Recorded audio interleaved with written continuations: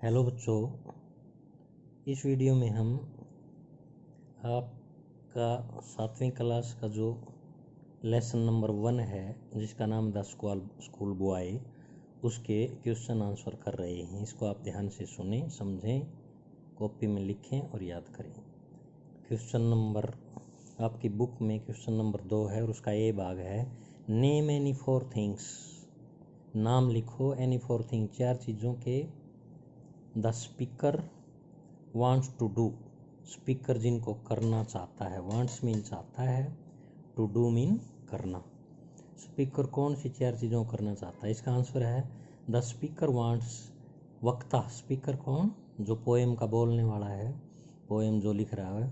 Speaker mean वक्ता, wants mean चाहता है, टू एंजॉय आनंद लेना, द मॉर्निंग सुबह का, विद स्वीट कंपनी प्यारी कंपनी अच्छी संगति के साथ सुबह का आनंद लेना चाहता है। एक काम हो गया। दूसरा है he wants to listen, he wants वह चाहता है, टू लिसन मीन सुनना, टू द बर्ड्स पक्षियों को, सिंगिंग मीन गाते हुए। 2 काम हो गए। तीसरा ही वांट्स टू स्पेंड, वह चाहता है, टू स्पेंड बिताना, सम टाइम कुछ समय, विद नेचर प्रकृति के साथ कुछ समय बिताना चाहता है। नंबर 3 काम हो गए। चौथा है ही डज नॉट वांट, वह नहीं चाहता, टू गो टू स्कूल, वह स्कूल नहीं जाना चाहता। तो 4 काम हो गए। अगला प्रश्न है क्वेश्चन नंबर 2 का बी भाग। डज द पोएट, क्या कवि, want to go to school, क्या कवि स्कूल जाना चाहता है? वाई, क्यों? आंसर, नहीं जाना चाहता। The poet does not want, कवि नहीं चाहता, to go to school, school नहीं जाना चाहता। ही फाइंड्स इट, ही माने वह, फाइंड्स मीन पाता है, इट माने इसे, वह इसे पाता है, वेरी क्रूअल बहुत निर्दयी, एंड अनोइंग, अनोइंग मीन तंग करने वाला, परेशान करने वाला। स्कूल में जाना उसको बहुत निर्दयी और तंग करने वाला लगता है। He wants to spend his morning, वह अपनी सुबह बिताना चाहता है, इन द नेचर कुदरत में। क्वेश्चन नंबर 2 का सी भाग है। ओ फादर एंड मदर, अरे माता पिता। व्हाट डज द स्पीकर से, स्पीकर क्या कहता है, टू हिज पेरेंट्स, अपने पेरेंट्स से। इसका आंसर है the speaker is saying, speaker कह रहा है, सेइंग या सेइंग की जगह आस्किंग भी लिख सकते हो। इफ द टेंडर प्लांट्स, यदि, इफ माने यदि, टेंडर मीन कोमल या छोटे छोटे, प्लांट्स मीन पौधों को, आर रिप्ड काट दिया जाएगा, यदि छोटे पौधों को, कोमल पौधों को काट दिया जाएगा, देन तब, how is it, how mean कैसे, is it going to blossom, blossom mean खिलना, तो कैसे खिलेंगे, इनटू ए फुल ग्रोन, पूरी बढ़ोतरी उनकी कैसे होगी, किसकी, ट्री की। तो पेड़ों की पूरी बढ़ोतरी कैसे होगी, या पूरे पेड़ वो कैसे बनेंगे यदि छोटे पौधों को, कोमल पौधों को ही काट दिया जाएगा। तो ही इज आस्किंग, वह पूछ रहा है, हाउ चिल्ड्रन, ये एम नहीं है, ये एन है। हाउ चिल्ड्रन आर सपोज्ड, बच्चों से कैसे सपोज की जा सकती है, कैसे आशा की जा सकती है, टू लर्न, सीखने की, विदाउट एनी फ्रीडम, बिना किसी स्वतंत्रता के, इन स्कूल, स्कूल में। स्कूल में यदि हम बच्चे को आज़ादी नहीं देंगे तो उससे सीखने की आशा कैसे की जा सकती है। ये बात माता और पिता से कौन पूछ रहा है? बच्चा पूछ रहा, स्पीकर। क्वेश्चन नंबर 2 का डी भाग है। How does a child feel, एक बच्चा कैसे महसूस करता है इन स्कूल, स्कूल में। According to the poet, poet के अनुसार, according to the poet, poet के अनुसार, हिज चाइल्ड फील्स, उसका बच्चा महसूस करता है, केज्ड, केज मीन पिंजरा होता है, केज्ड मीन पिंजरे में बंद महसूस करता है, इन द स्कूल, स्कूल में। पोएट के अनुसार चाइल्ड जो बच्चा जो है स्कूल में पिंजरे में बंद महसूस करता है। ही हैज़ नो फ्रीडम, उसको आज़ादी नहीं होती, टू प्ले, खेलने की। The children have to sit, बच्चों को, हैव टू माने पढ़ता है, सिट माने बैठना, विद बोर्डम, बोरिंग, उबाऊपन के साथ। बोर्डम क्या होता है भाई? उबाऊपन के साथ, ऊब करके बैठना पड़ता है, एंड हेल्पलेसनेस, लाचारी में, मजबूरी में बैठना पड़ता है। थ्रो आउट द डे, सारा दिन स्कूल में बच्चों को बोर होकर के और लाचार होकर के सारा दिन बैठना पड़ता है, लेकिन वो बैठना नहीं चाहते। Question number 4, nature is said to be a child's first teacher. Nature को बच्चे का फर्स्ट टीचर कहा जाता है। इज सैड टू बी का मतलब, इज सैड मीन कहा जाता है, to be a child's first teacher किसको कहा जाता है? बच्चे का फर्स्ट टीचर नेचर को, कुदरत को। व्हाट थिंग्स, क्या चीज़ें, कैन बी लर्नड, सीखी जा सकती हैं, in the company of nature, nature की कंपनी की संगति में या नेचर में रहने से क्या चीज़ें सीखी जा सकती हैं? इसका आंसर है nature is a great teacher, कुदरत एक महान या बड़ा अध्यापक है, टू द चिल्ड्रन, बच्चों के लिए। चिल्ड्रन कैन लर्न, बच्चे सीख सकते हैं, टू बी पंचुअल, पंचुअल होता है समय का पाबंद, समय का पाबंद बनना सीख सकते हैं। And to enjoy the company, और कंपनी का आनंद भी ले सकते हैं। Nature teaches us, nature us माने हमें, टीचेज मान सिखाती है, टू बी फ्री, स्वतंत्र रहना सिखाती है, and to be in harmony, और किसमें, सद्भावना से रहने की, शांतिपूर्वक रहने की और आज़ाद रहने की शिक्षा भी देती है नेचर, क्योंकि नेचर में सारी चीज़ें स्वतंत्र रहती हैं और प्रेम से रहती हैं। Question number 5, why is the poet, why माने क्यों, पोएट अनविलिंगली, अनविलिंगली माने बिना चाहते हुए, अनिच्छा, टू गो टू स्कूल, कवि जो है ना अनिच्छा से स्कूल क्यों जाता है?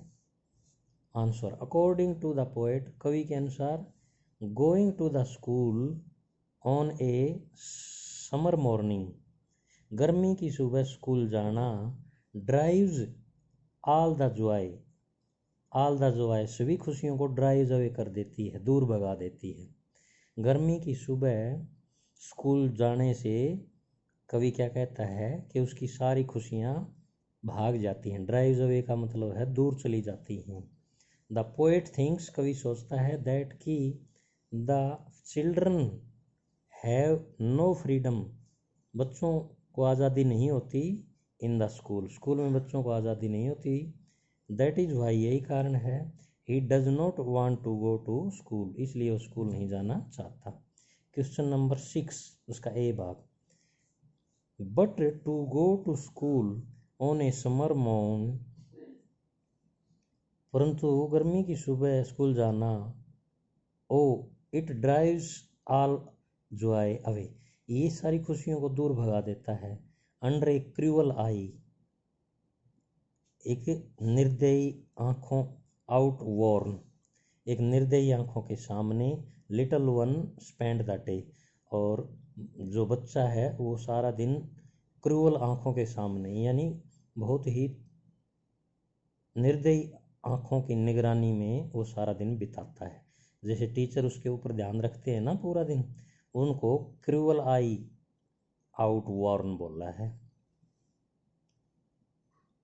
Who are the little ones, ये लिटल वंस कौन है? इन द लास्ट लाइन, आखिरी लाइन में ये लिटल वन कौन है ये बताना है। द लिटल वंस जो है refers, little ones refers to the children, ये लिटल वन है ना वो बच्चों के लिए रेफर किया गया है, यहाँ पर दर्शाया गया है। रेफर मीन दर्शाना, या रेफर मीन उसके लिए, उसकी जगह पर उनको प्रदर्शित करना। Going to the children, school जाने वाले जो बच्चे हैं उनको लिटल वन यहाँ पर बताया गया है। सेकंड है, who is the speaker of these lines, इन लाइनों का स्पीकर कौन है भाई?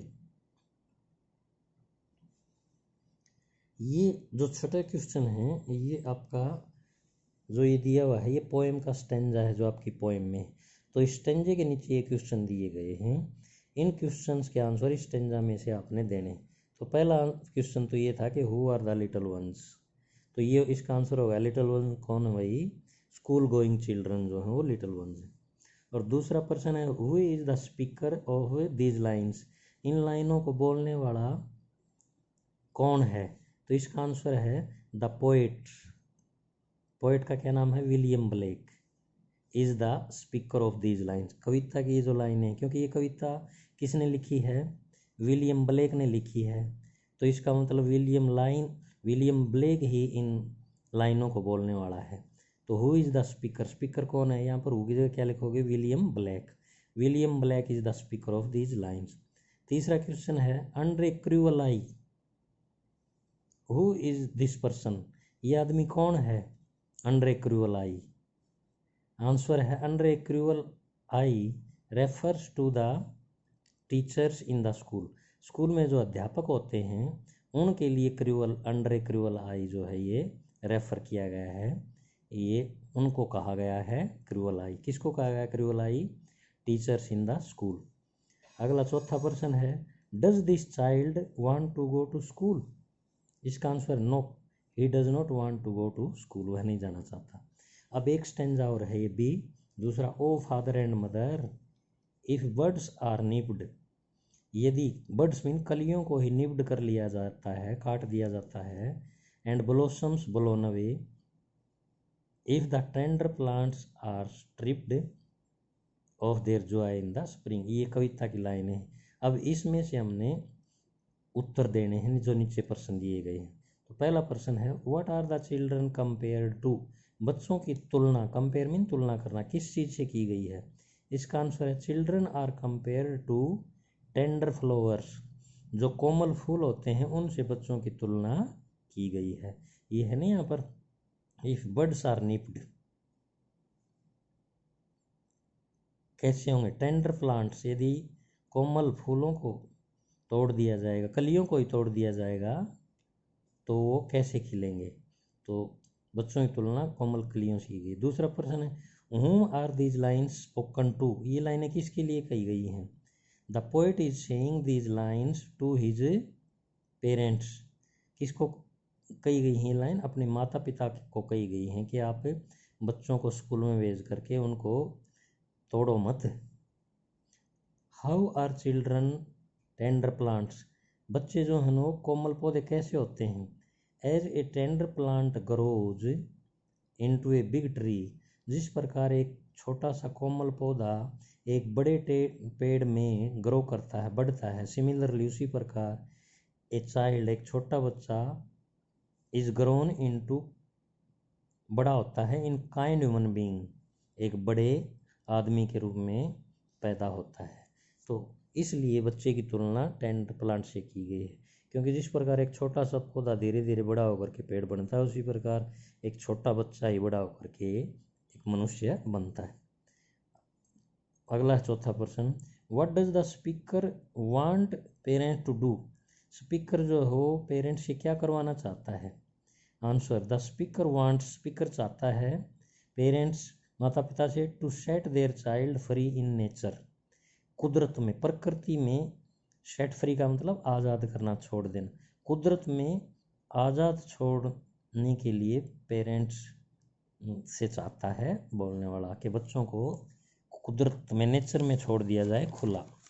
तो ये प्रश्न थे आपके इस पाठ के। इन प्रश्नों को आप अपने कॉपी में लिखेंगे और बाद में इनको याद करेंगे। धन्यवाद।